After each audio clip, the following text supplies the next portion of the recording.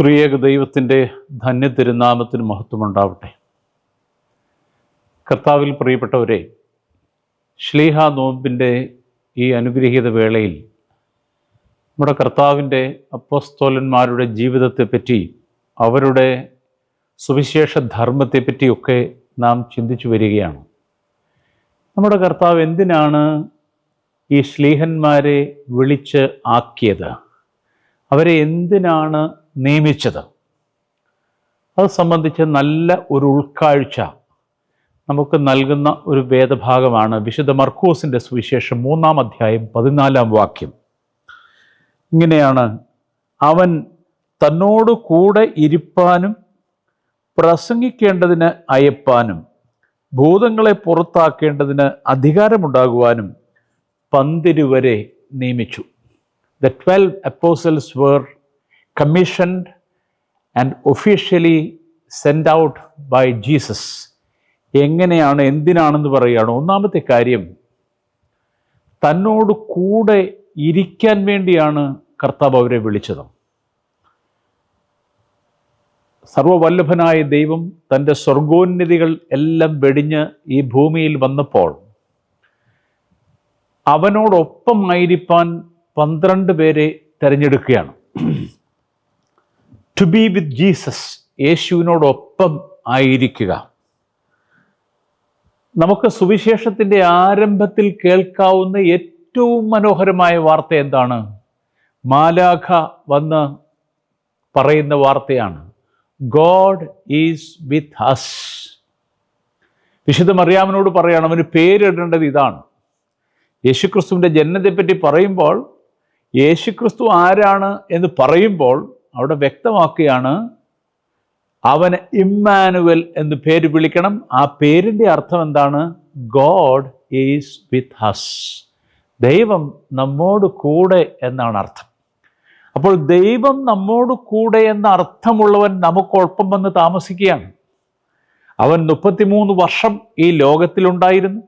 3.5 വർഷം അവൻ തൻ്റെ ശ്ലീഹന്മാർക്കൊപ്പം പരശുശ്രൂഷയിലുണ്ടായിരുന്നു. ആ സമയമെല്ലാം ഈ ശ്ലീഹന്മാരും അവനോടൊപ്പം ഉണ്ടായിരുന്നവരാണ്. ഞാൻ നേരത്തെ ഓർമ്മിപ്പിച്ചതുപോലെ, ഒരു ശ്ലീഹായിരിക്കുക എന്ന് പറഞ്ഞാൽ അതിന് വെച്ച ഒരു പ്രധാന ക്വാളിഫിക്കേഷൻ എന്തായിരുന്നു? യേശുക്രിസ്തുവിൻ്റെ മാമോദീസ മുതൽ സ്വർഗാരോഹണം വരെ അവനോടൊപ്പം ഉള്ളയാളായിരിക്കണം എന്നുള്ളത്. അതുകൊണ്ട് to be with Jesus is a very vital point in becoming an apostle. ഒരു അപ്പോസ്തോലനാവണമെങ്കിൽ യേശുവിനോടൊപ്പമായിരിക്കുക എന്നുള്ളത് വളരെ പ്രധാനപ്പെട്ട കാര്യമാണ്. അപ്പോൾ ജഡധാരണം ചെയ്ത് ദൈവം ലോകത്തിലേക്ക് വരുമ്പോൾ അവൻ പറയുന്നു, ആ പേരിൻ്റെ അർത്ഥം ഗോഡ് ഈസ് വിത്ത് അസ് എന്നാണ്. എന്നാൽ അവൻ ഇവിടുന്ന് തിരിച്ചു പോകുമ്പോൾ, സ്വർഗാരോഹണം ചെയ്യുമ്പോൾ, ശ്ലീഹന്മാരെ ഒലിവുമരയിൽ വിളിച്ചു കൂട്ടിച്ച് അവസാനം പറഞ്ഞ എന്താണ്? വിശുദ്ധ മത്തായിയുടെ സുവിശേഷത്തിൻ്റെ ഏറ്റവും അവസാനത്തെ വാക്യം, 28-ാം അധ്യായം 20-ാം വാക്യം എന്താണ്? ഞാനോ ലോകാവസാനത്തോളം നിങ്ങളോട് കൂടെ ഉണ്ടായിരിക്കും. This is the assurance that Jesus gives us.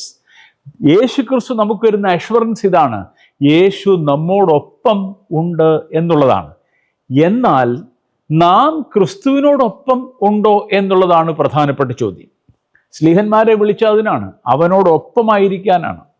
എന്നാൽ കർത്താവിൻ്റെ ഏറ്റവും ആവശ്യ സന്ദർഭത്തിൽ, അവൻ ജീവിതത്തിലെ ഏറ്റവും നിർണായകമായ ദുരനുഭവങ്ങളിലൂടെ എല്ലാം കടന്നു പോയപ്പോൾ ഈ ശ്ലീഹന്മാരാരും കൂടെ നിന്നില്ല. നമുക്കറിയാം, പത്രോസ് അവനെ തള്ളിപ്പറഞ്ഞു. യൂദ അവനെ ചുംബിച്ചേച്ച് അവനെ കാണിച്ചു കൊടുത്തു. കുരിശിൻ്റെ ചുവട്ടിൽ ഒരു പാവപ്പെട്ട യോഹന്നാൻ അല്ലാതെ വേറെ ഒറ്റയൊരുത്തനും ഉണ്ടായിരുന്നില്ല. എല്ലാവരും അവനെ ഉപേക്ഷിച്ച് കടന്നു കളഞ്ഞു. യേശുക്രിസ്തു ആവശ്യപ്പെട്ടത് അതല്ല, ശ്ലീഹന്മാർ അവനോട് കൂടെ ഇരിക്കണം എന്നുള്ളതാണ്.